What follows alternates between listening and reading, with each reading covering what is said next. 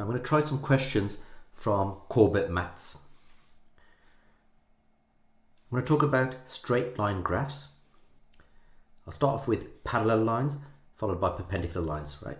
So parallel lines, any line has the form y equals mx plus c, which you'll have seen in a previous video that I made, where m represents how steep the graph is, how steep it is, and the c represents where that straight line graph crosses the y-axis, otherwise known as the y-intercept.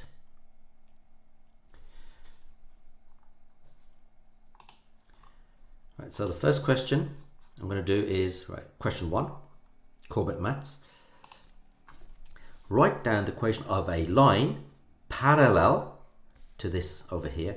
So this one obviously takes the form y equals mx plus c, where m, you can see here, m is worth 2. That's how steep it is. The bigger the number, the steeper it is. C is not 3, it's actually -3. So c is -3, where it crosses the y-axis. So it looks something like this.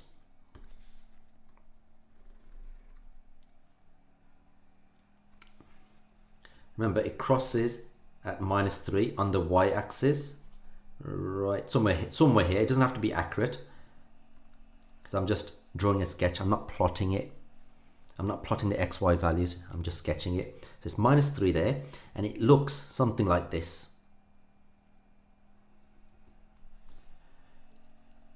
All right, so that's the green one over here I've done. Write down the equation of a line, that's actually any line that is parallel to this one. Parallel meaning that these are parallel, all right? These are parallel to one another. So it could be any line that's parallel to this. So it could be, for example, this one. Right, that's parallel. Could be one over here, here, here, anywhere, right? But one thing I know about this one, let me just do it in a different color. On there. One thing I know about this parallel line is that it's got the same gradient as the green one. Same gradient, that one there. So m will be equal to 2. Remember, m represents how steep the line graph is. Being parallel meaning it will have the same steepness, same value of m. And the c value, well, it doesn't give us any other information, so it could be any line, that could be any number. Could be negative, positive, decimal, fraction, anything, right? So as an example, I'd have to say y is equal to, remember it's going to take this form here, y equals to mx plus c, where m has to be 2. That's the gradient. You have to have an x value, sorry, x, you have to have the x variable, and then plus any number. So call it 100 or anything you want, right? But as long as you got a 2 there, that is fine. Right, next one. This one's a little bit more difficult because it's given us a bit more information. Right, this one here is got a gradient of what? 6. Let me just draw that for you.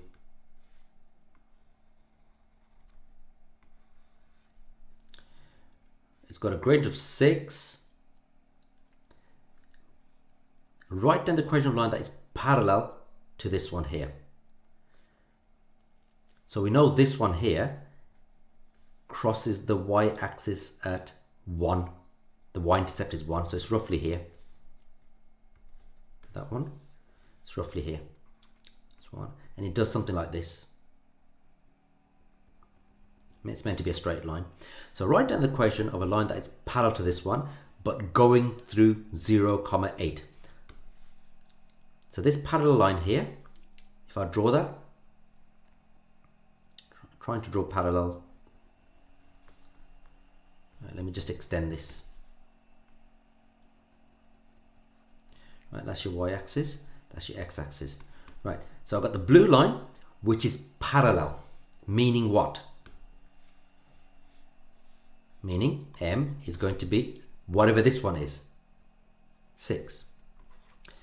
Where does this blue line, where does it, what information is given to us in the question telling us where this blue line, the parallel line, crosses the y-axis? Well, it tells you there.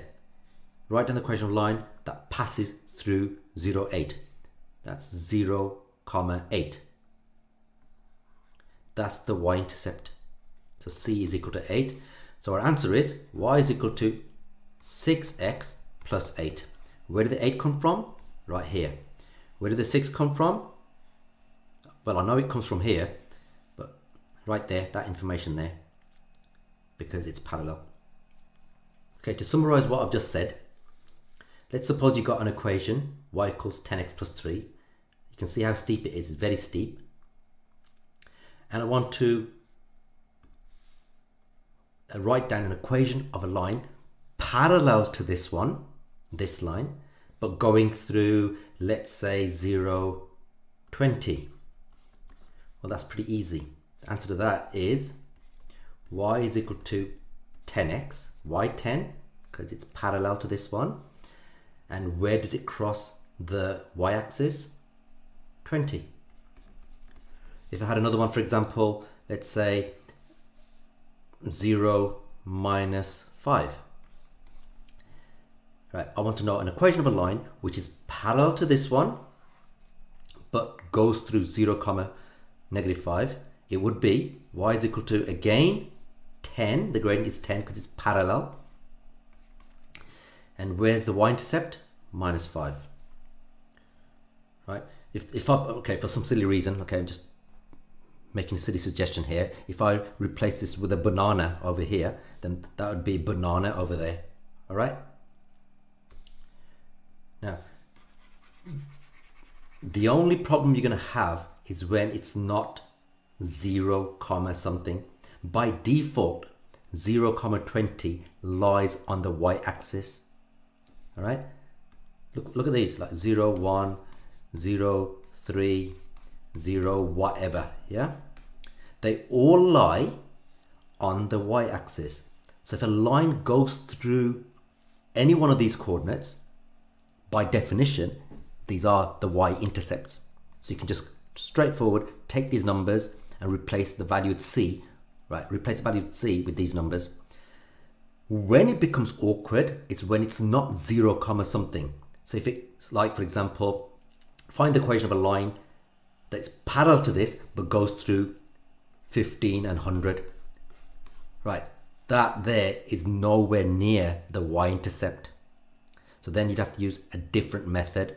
Okay, you cannot do something as straightforward as copying the 8 and putting it over here. Right, you can't do that. The straight line L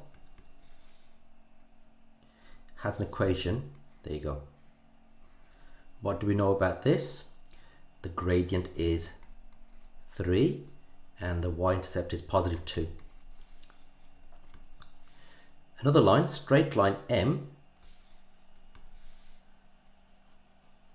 is parallel to this line over here, L, and it passes through the point 5, minus 1. Here's the problem.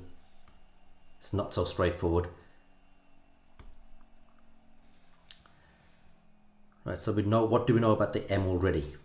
We know M is going to be whatever this one is, because it's parallel to this one. So it's going to have the same gradient, 3.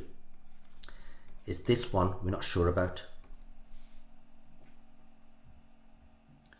It's not minus 1. Don't just put minus 1 there, because that there is not the y-intercept.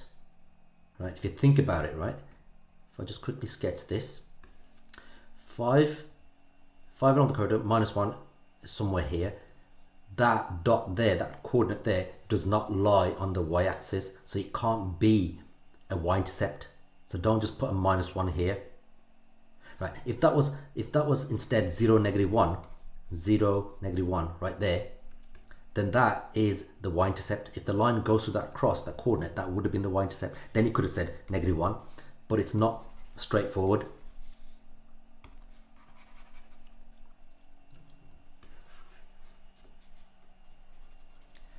So what do we do then? We can start by writing, we need to find the equation of m. We can start by writing y equals mx plus c, because that's what we know about straight lines. Right, we know the value of m, but we don't know the value of c. So how are we going to work with this? How are we going to get the value of c? Well, we know this equation m goes to the point 5 comma minus 1.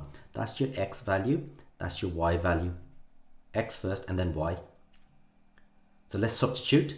Y is -1. M is right there, 3. X is what?